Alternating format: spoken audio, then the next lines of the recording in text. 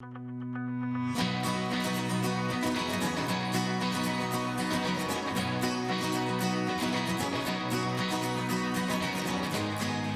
first impressions were, firstly I joined during COVID, so my first impressions were doing an awful lot of meetings over Teams and Zoom. But actually the impression I got was pretty similar to the impression I got through the interview process. So when I was being interviewed for the role, the various stages you went through, and what came across was an organisation that was very professional and very well run and very passionate about what it does.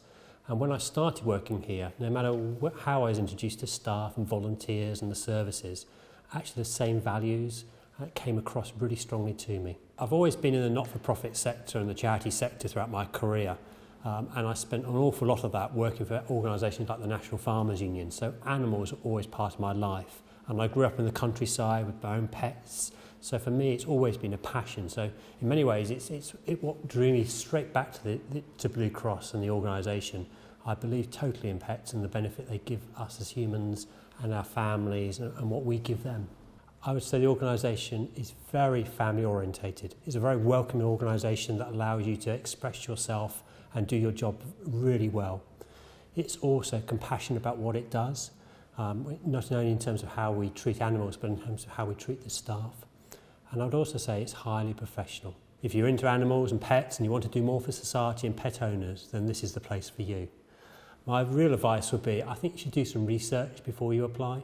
Like I say, when I went through the process of actually being interviewed for this, what came across to me was how professional the organisation was. But I went behind the scenes and visited some shops and some centres and tried to find out more about the organisation before I made that application. And actually that was an incredibly motivating situation to be in. So when you actually visit even, like I say, a local shop to donate things, then the manager can talk so well about the organisation. So I'd encourage everyone to do it. Look at our website, find out what we do as an organisation, and like I say, if you can also visit one of the centres of the shops, you'll find out more about us and it will make you want to apply. As an organisation, we're incredibly keen to have a very diverse and very inclusive workforce and volunteer base. So it's something I've been passionate about in the past. I've personally led on things like young volunteering in the NHS, and that's what I've been well known for in the sector for doing. And I intend to have some very similar values here in terms of how we bring new people through the organisation.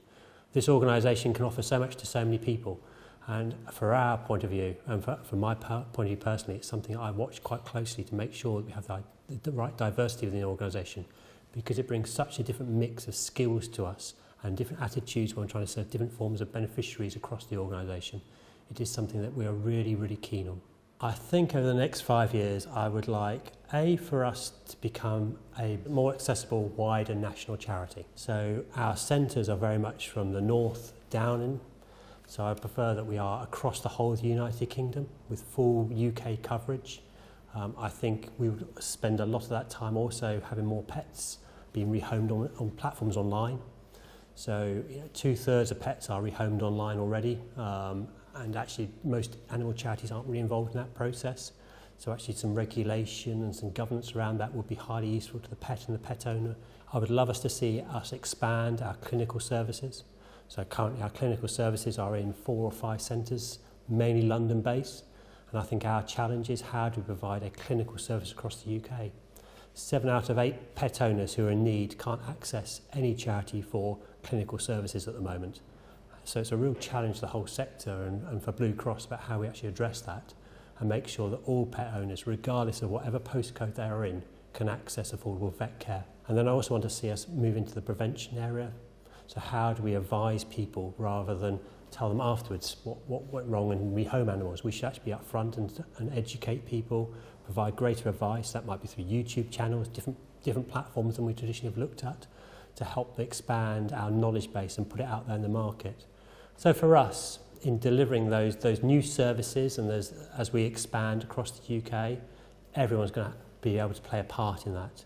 It doesn't matter where you are in the organisation, it's all about helping as many pets and pet owners as we can as an organisation. And that may mean in different ways of doing that, but also in different areas of the UK. I think what makes me most proud are the staff and volunteers of the organisation. Every time I meet them and speak to them, then you can't help but be impressed. I think what makes me smile most is when you see the animals and you see the pets. So if you go to our London clinics and you see an animal that's been operated on and is now recovering, it actually just warms your heart. So yes, the staff are what make me proud, but actually it's the outcomes is what makes me smile.